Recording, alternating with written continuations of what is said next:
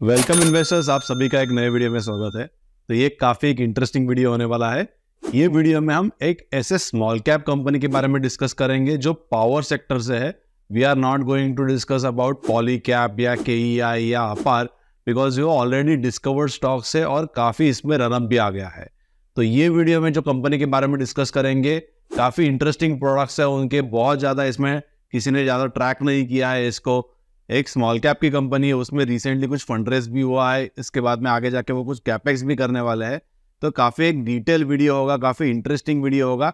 तो जरूर ये जो वीडियो है आप कंप्लीट देखिए। तो ये जो वीडियो है इसमें हम जो कंपनी के बारे में डिस्कस करेंगे that is from the wires and cable segment, जो एक स्मॉल कैप की कंपनी है। तो कंपनी के बारे में डिटेल में जानने के पहले हम ये देख लेते हैं कि ये जो वायर्स एंड केबल सेक्टर है इसमें आगे जाके इंडिया में फ्यूचर में कितना ग्रोथ आ सकता है और करंटली ये सेगमेंट में क्या ट्रिगर्स है जिससे ये कंपनी को आगे जाके एक अच्छा टेलविंड मिल सके।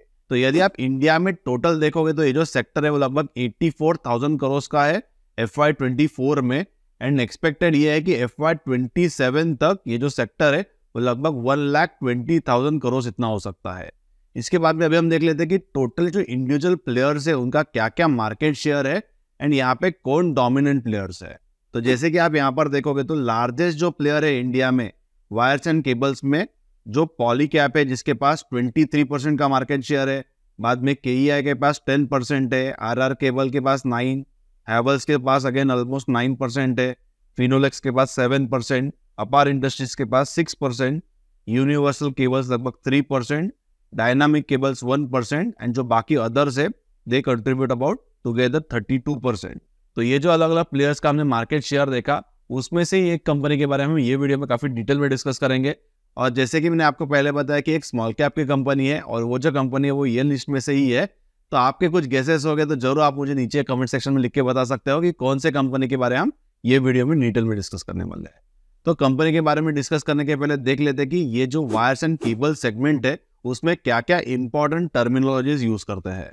जैसे कि लो वोल्टेज जो केबल्स होते हैं वो जनरली 1 kV तक होते हैं, यानी किलो वोल्ट। मीडियम वोल्टेज जो है वो 1 to 35 किलो वोल्ट है। देन हाई वोल्टेज जो है वो 35 to 230, एंड जो EHV यानी extra high voltage that is more than 230 kilo volt. And majorly जो एप्लीकेशंस होते हैं वायर एंड केबल की इंडस्ट्रीज में, उसमें से लगभग 33% जो एप्लीकेशन है वो हाउसिंग में है, 25% पावर सेक्टर में है, देन 15% जो है वो कंट्रोल एंड इंस्ट्रूमेंटेशन में है, 3% कम्युनिकेशन में है, and 25% flexible and speciality industry में ये जो वायर्स एंड केबल्स है उसके एप्लीकेशंस आ जाते हैं। करंटली वेरी इंटरेस्टिंगली ये सेगमेंट में क्या चल रहा है कि गवर्नमेंट का काफी एक ह्यूज पुश चल रहा है, जिसमें गवर्नमेंट ऑफ इंडिया ने जो रिन्यूएबल सेक्टर रिलेटेड टारगेट रखा है वो 500 गीगावाट्स का रखा है कैपेसिटी का till 2030, and to achieve this capacity लगभग 2.4 लाख करोड़ का कैपेक्स होने वाला है।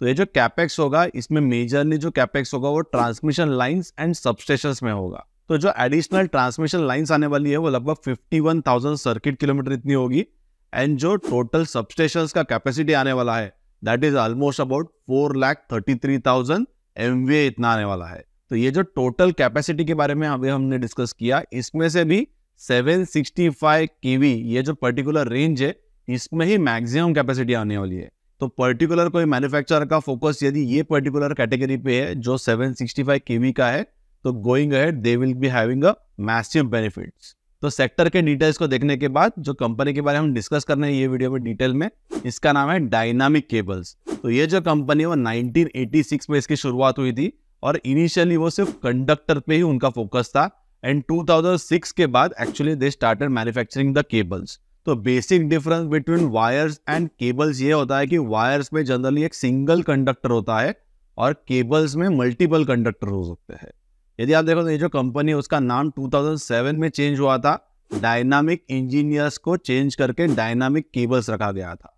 यहाँ पर आप कंपनी की कंप्लीट प्रोडक्ट की जो रेंज है वो देख सकते हो, और मेजरली जो यूसेज है ये प्रोडक्ट्स के वो power sector, telecom sector, real estate and other industries में होता है।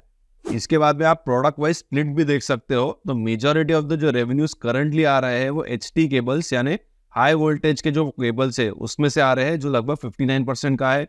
उसके बाद में जो LT केबल्स है उससे लगभग 30% है, एंड उन्होंने रिसेंटली 2020 में एक नए सेगमेंट की शुरुआत की थी that is railway signalling cables, जो हार्डली 3% का यहाँ पे कॉन्ट्रीब्यूट कर रहा है। एंड जो कंडक्टर्स है, right now it is very small, about 7-8%। But यदि आप यही चार्ट को थोड़ा डीपली देखोगे तो आपको ये समझेगा कि इनिशियली कंपनी का जो फोकस था that was majorly into conductors and cable से उनके काफी कम रेवेन्यूज आते थे। 2017-18 तक लगभग 10-12% के रेवेन्यूज आते थे। बट यहाँ पे क्या हुआ है कि कंडक्टर का शेयर करंटली काफी कम हो चुका है एंड मेजरली जो रेवेन्यूज आ रहे हैं वो केबल से आ रहे हैं। तो इसका मेजर रीजन ये है कि कंडक्टर्स में कंपनी को बहुत ज्यादा मार्जिन नहीं मिलते। It is a very commodity and low margin product, while cable जो होते हैं उसमें थोड़े बेटर मार्जिन से, लगभग 9-10% के मार्जिन से। और जो हाई वोल्टेज के या एक्स्ट्रा हाई वोल्टेज के केबल से बेसिकली उसमें काफी बेटर मार्जिन से, इसके बारे में हम आगे जाके डिस्कस करेंगे। जनरली ये जो केबल्स है जिसमें बेटर मार्जिन से, that are more than 230 kilovolts. Company की मेजरली जो केबल्स की रेंज है that is from 1 to 66 kV। And उनके जो मेजरली क्लाइंट्स की कैटेगरीज है उसमें गवर्नमेंट डिस्कॉम्स आ जाते हैं, प्राइवेट डिस्कॉम्स है, देन प्राइवेट ईपीसी प्लेयर्स है, इंडस्ट्रियल प्लेयर्स है, एंड कंपनी एक्सपोर्ट भी करती है। आप यहाँ पे इंडिविजुअल जो क्लाइंट्स है हर एक सेगमेंट के, उसके डिटेल्स देख सकते हो। कंपनी के पास काफी डाइवर्स क्लाइंट्स है।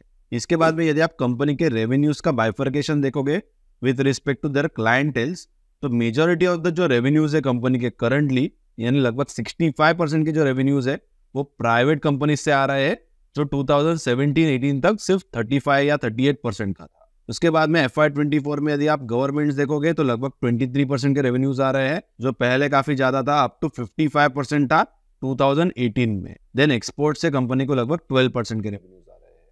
यानी वेरी इंटरेस्टिंगली कंपनी ने जो हाई डिपेंडेंसी थी गवर्नमेंट सेक्टर की वो रिड्यूस की है, बिकॉज गवर्नमेंट सेक्टर में कुछ चैलेंजेस भी आ सकते हैं, बिकॉज रिसीवेबल्स का कुछ यहाँ पर इशू हो सकता है। And again depending on the उनके जो टेंडर्स कभी खुलते हैं, इसके ऊपर उनकी जो ऑर्डर बुक है वो बेस्ड होती है। इसीलिए कंपनी ने एक अच्छा कॉल लिया है to shift from the government towards the private sector, जहां पर जो ऑर्डर्स है वो काफी बेटर है, वर्किंग कैपिटल काफी बेटर होता है। एंड यहाँ पे इसी ने ही जो डेट है कंपनी का over the period of time थोड़ा डेट रिडक्शन भी हुआ है। ये जो वायर्स एंड केबल्स का सेगमेंट है, इसमें क्लाइंट एंड मैन्युफैक्चरर के बीच में बहुत लॉन्ग टर्म के कॉन्ट्रैक्ट्स नहीं होते। बेसिकली जनरली ये ट्रस्ट एंड अंडरस्टैंडिंग के हिसाब से चलता है। इसमें यदि आप टोटल उनका जो एग्जीक्यूशन टाइमलाइन देखोगे तो वो 6 to 9 मंथ्स का होता है। और करंटली कंपनी की जो ऑर्डर बुक है वो लगभग 468 करोड़ की है। यानी आगे जाके मुझे लगता है कि FY25 या 26 में कंपनी 900 to 1000 करोड़ के जो रेवेन्यूज है वो कर सकती है। कंपनी के जो टोटल रेवेन्यूज है वो बेसिकली दो तरीके से आते हैं। एक तो कंपनी डायरेक्टली उनके जो क्लाइंट्स है उनको उनके जो वायर्स एंड केबल्स है वो प्रोवाइड करती है। एंड जो सेकेंड तरीका है जिसमें कंपनी ईपीसी प्लेयर्स को पहले प्रोवाइड करती है and EPC players in turn जो क्लाइंट्स है उनके लिए एग्जीक्यूशन करता है। तो टोटल सेल्स में से लगभग 20-25% का जो सेल्स है वो ईपीसी से आते हैं एंड लगभग 70-75% के जो सेल्स है वो डायरेक्टली कंपनी को कस्टमर से आ रहे हैं। कंपनी की यदि आप मेजर रॉ मटेरियल्स देखोगे तो उसमें कॉपर, एल्यूमिनियम एंड पॉलीमर आ जाता है। और ये तीन रॉ मटेरियल्स मिलके टोटल जो रॉ मटेरियल का रिक्वायरमेंट है इसका 85% आ जाता है, यानी काफी की रॉ मटेरियल्स है। एंड इसमें कुछ फ्लक्चुएशंस के वजह से कंपनी के जो मार्जिन है इसमें कुछ इम्पैक्ट आ सकता है। कंपनी ने 2020 में रिसेंटली एक नए सेगमेंट में एंटर किया था जो आरडीएसओ का रिलेटेड टू रेलवेज ये सेगमेंट है। एंड कंपनी ने 2024 में लगभग 23-24 करोड़ का यहाँ पे रेवेन्यू भी किया है। कंपनी का आगे जाके जो टारगेट है ये पर्टिकुलर सेगमेंट का वो लगभग 100 करोड़ के रेवेन्यूज का है। एंड इसके रिलेटेड कंपनी को लगभग 96 करोड़ का एक रिसेंटली ऑर्डर भी मिला था जो नॉर्दर्न रेलवे से है। एंड जो एग्जीक्यूशन टाइमलाइन है वो 6 मंथ्स का है। कंपनी ने रिसेंटली एक फंड रेज भी किया था लगभग 96 करोड़ का। इसका जो प्राइस था वो 436 रुपीज है। एंड इसके डिटेल्स आप यहाँ पे देख सकते हो।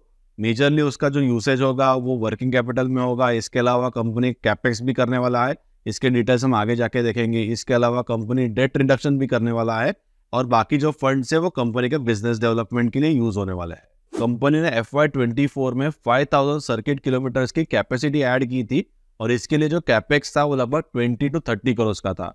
ये कैपेक्स कंप्लीट होने के बाद कंपनी के पास जो करंटली टोटल कैपेसिटी है वायर्स एंड केबल्स की वो 25,000 सर्किट किलोमीटर्स इतनी है। और ये जो कैपेक्स था वो कंपनी ने इंटरनल अक्रूवल से ही किया था। ये FY24 के कैपेक्स के बाद में कंपनी ने करंटली यानी FY25 में भी एक कैपेक्स प्लान किया है। लगभग 35 करोड़ का ये कैपेक्स है और ये कैपेक्स कंप्लीट होने के बाद जो प्लांट ऑपरेशनलाइज होगा वो लगभग H1 26 में होगा एंड जो रेवेन्यूज आएंगे वो लगभग H2 26 में होंगे। और ये जो कैपेक्स है 30 करोड़ का, इसके जो असेट टर्न्स है वो लगभग 6 टाइम्स है, यानी एडिशनल 180 करोड़ के जो रेवेन्यूज है वो कंपनी को ये पर्टिकुलरली कैपेक्स से आ सकते हैं। और इसका जो फंडिंग है वो रिसेंटली कंपनी ने जो फंड रेस किया था 96 करोड़ का, उसका ही ये पार्ट होने वाला है। तो ये जो सारे डिटेल्स थे वो डायनामिक केबल्स के थे, बट फ्यूचर में कंपनी को आगे जाके क्या ट्रिगर्स आ सकते हैं, कंपनी के मार्जिन्स कहाँ से बढ़ सकते हैं, ये समझने के लिए हम क्विकली देख लेते हैं कि KEI इंडस्ट्रीज ने उनका बिजनेस मॉडल कैसे डेवलप किया है। And KEI is a number 2 player in India in particularly wires and cable segment. तो यहाँ पर जैसे कि मैंने आपको पहले नॉमेनक्लेचर्स बताए थे, तो जनरली जहाँ पे ज़्यादा वोल्टेज होता है या हाई वोल्टेज होता है या एक्स्ट्रा हाई वोल्टेज होता है, वहाँ पे जो मार्जिन्स होते हैं वो काफ़ी बेटर होते हैं। तो जैसे कि आप ये चार्ट में देख सकते हो कि KEI ने over the period of time काफ़ी अच्छा रैंप अप किया है फॉर देयर EHV यानी एक्स्ट्रा हाई वोल्टेज के रिलेटेड जो केबल्स एंड वायर्स वो बनाते हैं। और यहाँ पे जो मार्जिन है वो लगभग 15% के हो सकते हैं कंपेयर टू जो नॉर्मल केबल्स एंड वायर्स है, इसमें 10 to 12% के मार्जिन होते हैं। तो KEI ने ये जो 400 kV के वायर्स डेवलप किए हैं उसके लिए उन्होंने एक टेक्निकल टाई अप किया था, एक स्विट्जरलैंड की कंपनी है जिसका नाम है ब्रक केबल करके। और करंटली इंडिया में बहुत ज़्यादा यहाँ पे मैन्युफैक्चरिंग नहीं है ये एक्स्ट्रा हाई वोल्टेज बेस्ड जो केबल्स है, मोस्टली ये जो केबल्स है वो इम्पोर्ट होती है and KEI is playing the import substitution play. तो मुझे लगता है कि डायनामिक केबल्स एक राइटली प्लेस्ड कंपनी है to take a advantage and benefits because of ये जो कैपेक्स का एक साइकिल चालू हो रहा है इंडिया में regarding power sector. And very interestingly company का जो डेट टू इक्विटी है वो 1 टाइम से फॉल होकर लगभग करंटली 0.56 टाइम्स है। एंड इसके अलावा कंपनी ने रिसेंटली एक फंड रेज भी किया है जिससे कंपनी और आगे जाके थोड़ा डेट रिडक्शन कर सकती है। इसके अलावा एक कैपेक्स करने के बाद कंपनी को एडिशनल जो रेवेन्यूज है वो आ सकते हैं एंड बिकॉज ऑफ जो आगे जाके फ्यूचर के प्रॉफिट्स हो गए, इसी वजह से कंपनी का डेट टू इक्विटी और थोड़ा यहाँ पे कम हो सकता है। तो मुझे लगता है कि आगे जाके कंपनी का एग्जीक्यूशन यदि अच्छा रहता है तो डेफिनेटली यहाँ पर एक अच्छा ग्रोथ आ सकता है उनके प्रॉफिटेबिलिटी में एंड उनके रेवेन्यूज में। तो ऐसे ही बहुत सारे अलग अलग जो स्मॉल कैप्स है या माइक्रो कैप्स है वो हम हमारे माइक्रो कैप क्लब में फाइंड आउट करते हैं। इसके रिलेटेड मैंने अलग अलग काफ़ी मोर देन 80 रिपोर्ट्स लिखे हैं जो सिर्फ माइक्रो कैप क्लब मेंबर्स के लिए अवेलेबल है। इसके अलावा हम अलग अलग काफ़ी डिटेल में डिस्कशन करते हैं अलग अलग micro and small cap company के मैनेजमेंट से, और ये जो सारे इंटरव्यू या ये जो सारे डिस्कशन है दे आर रिकॉर्डेड और करंटली 40+ डिस्कशन है। और ये जो सारे डिस्कशन है डेफिनेटली आप देख सकते हो, आपको काफ़ी डिटेल में समझ जाएगा कि कंपनी का बिजनेस मॉडल्स क्या है, अलग अलग मैनेजमेंट्स उनके बिजनेस के बारे में क्या बता रहे हैं, आगे जाके कौन से बिजनेस में कितना ग्रोथ हो सकता है। तो यदि आपको एक हाई क्वालिटी का प्लेटफॉर्म देख रहे हो फॉर योर रिसर्च तो डेफिनेटली आप माइक्रो कैप क्लब को ज्वाइन कर सकते हो। इसकी जो लिंक है आपको नीचे डिस्क्रिप्शन में मिल जाएगी। माइक्रो कैप क्लब कोई भी एडवाइजरी या कोई एक रिकमेंडेशन सर्विस नहीं है।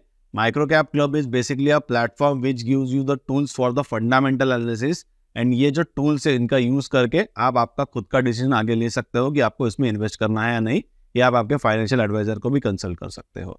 तो यदि आपने अब तक माइक्रो कैप क्लब को ज्वाइन नहीं किया होगा तो जरूर आप इसे ज्वाइन कर सकते हो। It can be a very good investment for you. और ऐसे ही अलग अलग micro and small cap companies के बारे में जो डिटेल वीडियोस है मैं यूट्यूब पे हर सैटरडे को 11 o'clock को पोस्ट करता हूँ। तो ऐसे जो वीडियोस है उसको मिस मत कीजिए, मेरे वीडियोस जो है वो कंप्लीट देखिए। और यदि आपने अब तक मेरे यूट्यूब चैनल को सब्सक्राइब नहीं किया होगा तो जरूर इसे सब्सक्राइब कर लीजिए और बेल आइकन पे क्लिक कीजिए ताकि ऐसे जो वीडियोस है वो आपको आगे जाके मिलते रहे। तो ऐसे एक स्मॉल या माइक्रो कैप कंपनी के बारे में हम डिटेल में डिस्कस करेंगे नेक्स्ट सैटरडे एट 11 o'clock।